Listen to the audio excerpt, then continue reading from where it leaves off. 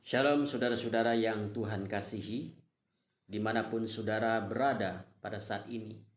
Semoga Tuhan beserta dengan saudara dan kasih karunia Tuhan selalu menopang hidup saudara. Mari saudara buka Alkitabmu, perhatikanlah 2 Korintus pasal 12 ayat 1 sampai 10. 2 Korintus pasal 12 ayat 1 sampai 10. Tema yang akan saya bahas kali ini adalah kuasanya sempurna di dalam kelemahanku. Saudara, jika Anda ditanya apakah Anda lebih suka mendengarkan sebuah kesaksian tentang kesuksesan, kejayaan, dan kehebatan seseorang, atau kesaksian tentang kegagalan, kehancuran, dan keterpurukan seseorang, tetapi ia tetap bertahan di dalam mengikut Tuhan. Saudara-saudara, saya yakin kita semua lebih suka mendengar kesaksian-kesaksian yang kita nilai, kita anggap hebat, luar biasa, dan sebagainya.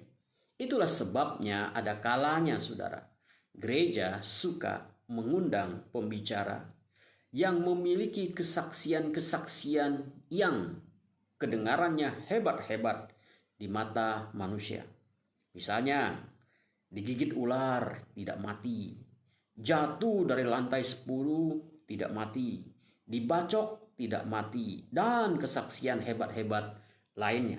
Tetapi saudara, coba kalau pembicaranya memberikan kesaksian tentang kegagalannya, kelemahannya, dan sebagainya. Kita biasanya tidak terlalu tertarik untuk mendengarkannya.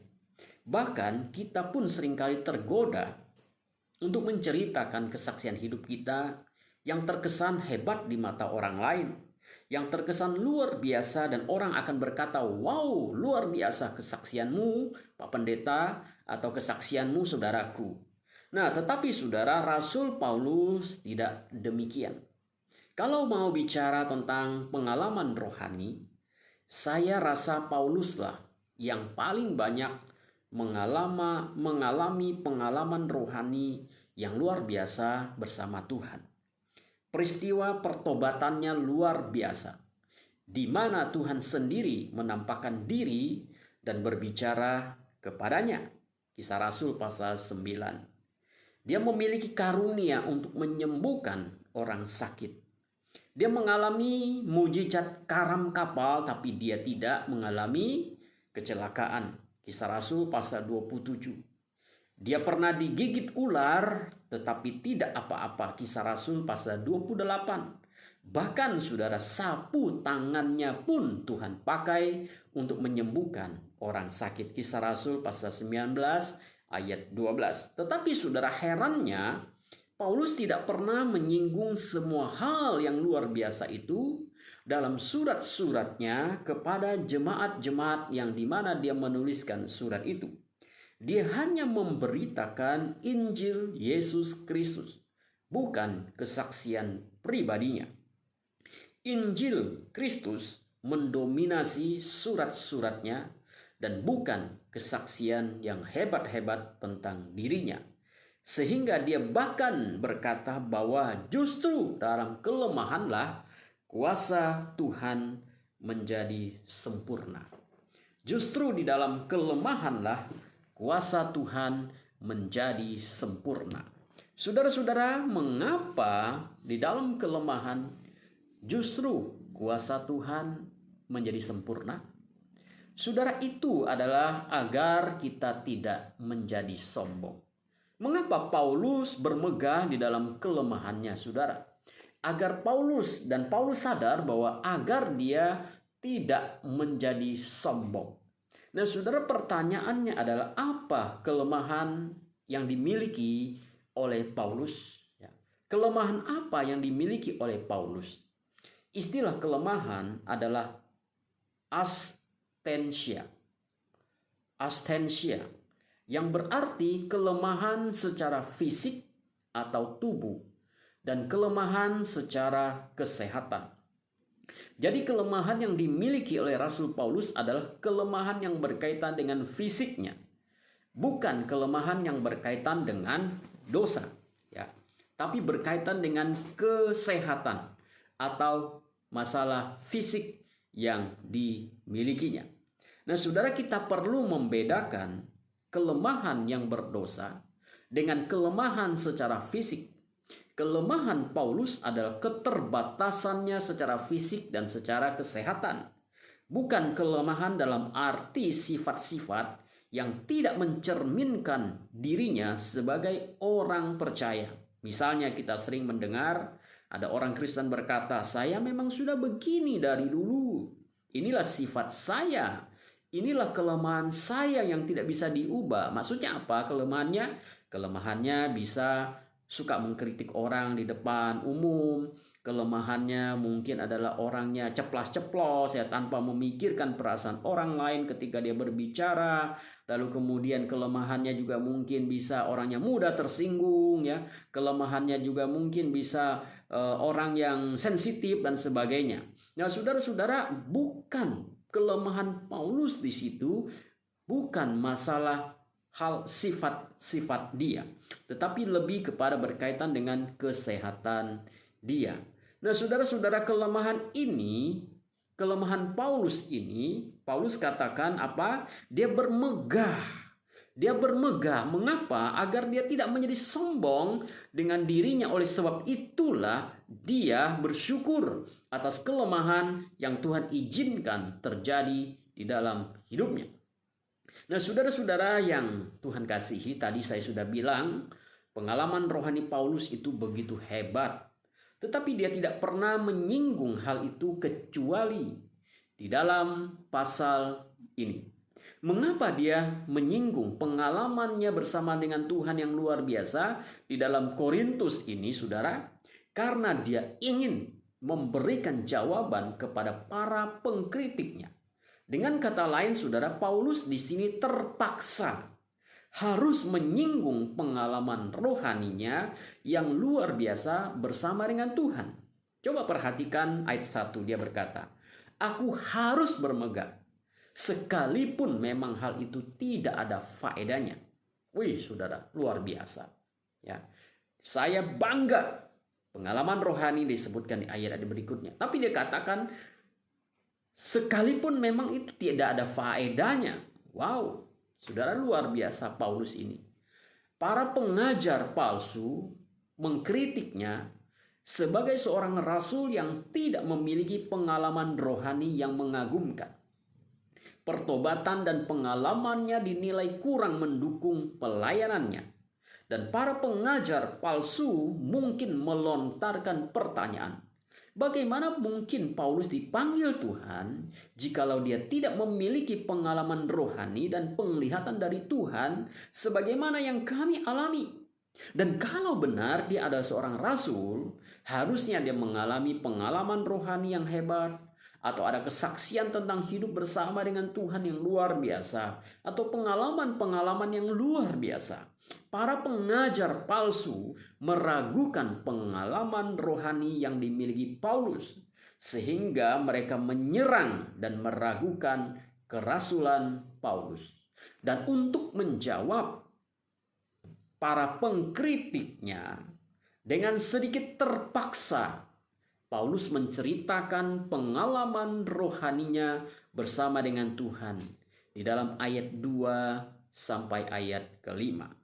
Pengalamannya itu telah terjadi 14 tahun yang lalu, suatu masa yang sudah lama tidak ia ceritakan, padahal pengalaman rohani yang luar biasa. Nah, sedangkan di ayat 6 dia ingin mencegah agar jemaat tidak menilai dirinya secara berlebihan. Karena tujuan Paulus bukanlah memberitakan dirinya sendiri, tapi memberitakan Yesus Kristus yang telah disalibkan itu untuk menebus saudara dan saya, manusia berdosa. Paulus berbeda tentu dengan orang-orang Kristen hari ini yang sangat mengagungkan kesaksian diri sendiri supaya kelihatan hebat dan akhirnya melebihi Tuhan. Paulus tidak mau seperti itu. Paulus juga jujur bahwa secara pribadi dia ingin bermegah atas pengalaman rohaninya yang hebat. Namun dia mengerti bahwa Tuhan memanggilnya untuk menceritakan dan memberitakan Yesus Kristus. Nah, saudara-saudara yang Tuhan kasihi, mari kita lanjutkan lagi dengan bertanya, apa kelemahan Paulus, ya? Kelemahan Paulus itu dikatakan duri dalam dagingnya. Dalam bahasa Indonesia sehari-hari menerjemahkan duri itu sebagai penyakit pada tubuhku. Nah, istilah duri dalam daging merupakan satu penyakit yang sangat menyiksa. Penyakit apa itu, saudara? Nah, saudara, ada 3 pendapat yang mengatakan. Yang pertama, bahwa penyakit yang diderita oleh Rasul Paulus adalah malaria, depresi, atau cacat bicara. Yang kedua adalah penyakit epilepsi. Yang ketiga adalah sakit pada matanya. Penyakit ini datangnya dari iblis atas izin Tuhan. Ingatlah peristiwa Ayub menderita pada tubuhnya karena perbuatan iblis, ya. Nah, saudara-saudara yang Tuhan kasihi, penyakit apa sebenarnya yang diderita oleh Paulus? Tidak ada kepastian sakit apa yang ada pada diri Paulus. Namun penyakit itu Tuhan izinkan dengan tujuan supaya Paulus tidak menjadi sombong. Bahasa Indonesia sehari-hari menerjemahkan ayat 7 begini. Tetapi supaya saya jangan terlalu sombong karena penglihatan luar biasa itu, saya diberikan semacam penyakit pada tubuh saya yang merupakan alat iblis. Penyakit itu diberikan untuk memukul saya supaya saya tidak menjadi sombong. Nah, jelas ya, Paulus mengerti maksud Tuhan mengizinkan penyakit itu pada dirinya, yaitu supaya dia tidak menjadi sombong. Penyakit itu sangat mengganggu Paulus dan sudah 3 kali dia berdoa supaya Tuhan menyembuhkannya. Tapi Tuhan tidak menyembuhkannya. Tuhan berkata, cukuplah anugerahku bagimu, sebab justru dalam kelemahanlah kuasaku menjadi sempurna. Saudara, Paulus ini siapa? Seorang rasul, memiliki pengalaman rohani yang hebat. Tapi dia sendiri berdoa kepada Tuhan. Tuhan pun tidak menjawab doanya. Tuhan, angkat duri dalam dari dagingku, penyakit ini dari tubuh fisikku. 3 kali dia berdoa katanya. Tapi Tuhan tidak menjawab. Tuhan tidak mengangkat sakitnya. Tapi Tuhan justru berkata, dalam kelemahanmu lah kuasaku menjadi sempurna. Saudara-saudara, kita seringkali menghakimi orang dengan berkata, kamu berdoa, doamu tidak dijawab karena kamu kurang beriman. Kamu berdoa, masalahmu tidak diselesaikan karena kamu tidak beriman. Saudara-saudara, ini bukan masalah iman, saudara. Nah, betapa jahatnya saudara kita berkata seperti itu. Ketika orang bergumul dan berdoa, doanya tidak dijawab, lalu kita berkata, kamu kurang beriman. Itu artinya kita sedang mempersalahkan dia, kita sedang menghakimi dia, kita sedang bertindak sebagai Tuhan. Nah, saudara, Paulus, apa dia kurang beriman? Paulus, apakah dia kurang rohani? Paulus, apakah dia kurang hebat di mata Tuhan? Tapi justru Tuhan bilang, cukuplah kasih karuniaku bagimu. Dan Paulus sadar bahwa itu diizinkan Tuhan apa? Supaya dia tidak menjadi sombong. Supaya dia tidak menjadi sombong di hadapan Tuhan dan di hadapan manusia. Paulus menangkap maksud Tuhan ini. Tetapi saudara, berapa banyak orang Kristen menangkap maksud Tuhan di dalam hidupnya? Nah, saudara-saudara yang Tuhan kasihi, mari kita belajar dari Rasul Paulus. Mari kita belajar dari Rasul Paulus bahwa di dalam kuasa, di dalam kelemahan lah kuasa Tuhan menjadi sempurna. Tuhan memberkati saudara sekalian. Mari kita berdoa. Bapa di dalam surga, kami bersyukur untuk firman-Mu yang sudah kami dengar tentang Rasul Paulus. Di dalam kelemahannya kuasa Tuhan menjadi sempurna. Tuhan berkati saudara-saudara kami dimanapun mereka berada. Kuasa kemenangan Yesus Kristus atas maut telah dinyatakan melalui kebangkitan Kristus. Dan kami orang-orang percaya memiliki kemenangan di dalam Kristus. Terima kasih Tuhan, kami bersyukur untuk firman-Mu. Berkati saudara-saudara kami dimanapun mereka berada pada saat ini. Kasih Tuhan menyertai, menopang dan melindungi mereka. Terpujilah nama-Mu Tuhan. Dengarkan doa kami. Dalam nama Yesus kami berdoa. Amin. Tuhan Yesus memberkati saudara sekalian. Amin.